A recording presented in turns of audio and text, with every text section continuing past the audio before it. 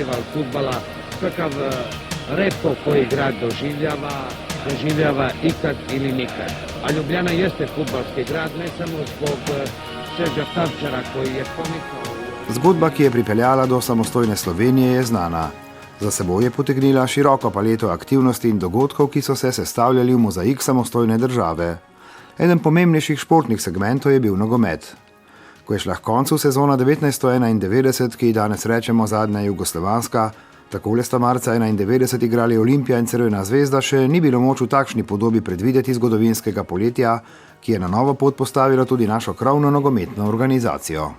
Res pa, da je nas vse skupaj malo prehitelo, ker pač 91. leta po vseh dogodkih agresiji na Slovenijo je padla pač odločitev, da prekinjamo z nogometno zvezo Jugoslavije. Je bilo treba jesen 91 organizirati enotno slovensko nogometno ligo. Nogomet Slovenije je bil zdrav, je bil pošten, s kakšno izjemo sem pa tja, tako da je potem bilo treba samo to povzdigniti na višji nivo. Ampak temelji so postavljeni že pred 90. ali 91. letom. Ne? Vseeno pa je prehod v samostojnost postregel z nekaj težjimi odločitvami. Ena prvih je bila, kako zastaviti domače ligaško tekmovanje, ki je bilo eden pogojev za mednarodno afirmacijo slovenskega nogometa. Ljubitelji nogometa pravzaprav niso imeli prave predstave, kako bo izgledalo državno prvenstvo. Prvi problem je bil, kakšno ligo in s katerimi klubi, ne? Zapuščina zadnje jugoslovanske sezone so bili nivoji igranja slovenskih klubov. Olimpija je nastopala v prvi zvezni ligi, Izola, Maribor in Koper pa v medrepubliški ligi Zahod. Vsi so seveda postali slovenski prvoligaši. Z njimi pa tudi celotna 16-terica takratne slovenske republiške lige in vodilni drugoligaš. Bila je čisto načelna odločitev, ki je rezultirala tudi potem z dokaj nenavadnim številom 21. Danes je pogled nazaj sorazmerno preprost. Takratno dogajanje je seveda odpiralo številna vprašanja. Največ so si jih zastavljali v taboru Olimpije, ki je bila poleti 91. tik pred gostovanjem pri Partizanu. Pri Olimpiji so takrat nekako nihali ali igrati v jugoslovanskem prvenstvu in odpotovati na tekmo s Partizanom v Beograd ali pa igrati v slovenski ligi. V tem času se je dogajalo marsikaj v slačilnici. Moram priznati, da sem en od redkih, kjer je bil suzdržan od glasovanja, ker sem mnenja takšnega, da je uprava ta, kjer bi morala odločiti kaj kako, ampak situacija je diktirala takšno, da bomo 100% igrali v slovenski ligi. Ja.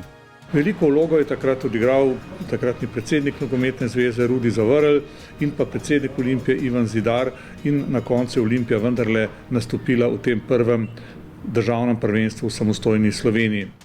Res pa je, da smo že takoj na začetku te lige sprejeli sklep, da se bo liga v naslednjih 3 letih zmanjšala na 16, kar je bilo nekako logično glede na razvoj nogometa v tistem času, infrastrukturo in tako naprej. Seveda ni bilo nobenega dvoma, da bo boj za prvi državni naslov potekal med Ljubljano in Mariborom.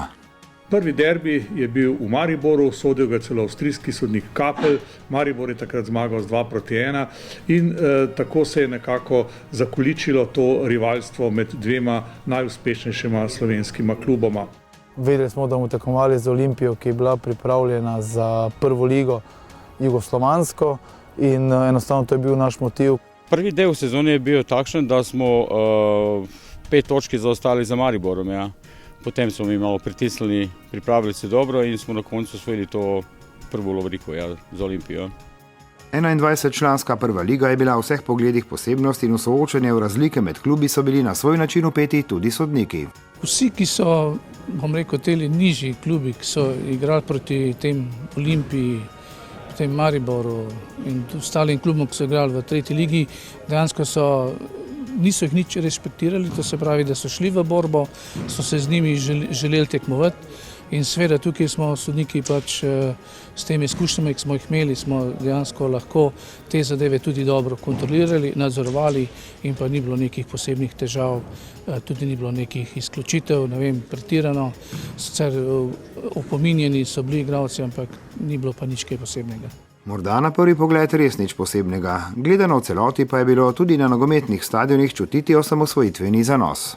Že samo zanimanje ali pa radovednost, kako se bomo odrezali na prvoligaški sceni, je bila tista, katera je v Ljudski vrt privabljala veliko število gledalcev. Tudi najvišji politični vrhovi so dali svoje mnenje in seveda imeti samostojno prvenstvo v nogometu je bilo nekaj posebnega. To je v razmeroma kratkem času privedlo tudi do mednarodnega ugleda in tisto, kar je najvažnejše, do mednarodno primerljivih rezultatov. Premjerna sezona je poletje 91. zrasla na temeljih, ki jih je slovenski nogomet gradil že v letih pred osamosvojitvijo. Zagotovo so tudi po četrt stoletja dovolj trdni za nove nadgradnje športne panoge, ki je v vseh pogledih najbolj množična in najbolje organizirana, tudi v Sloveniji.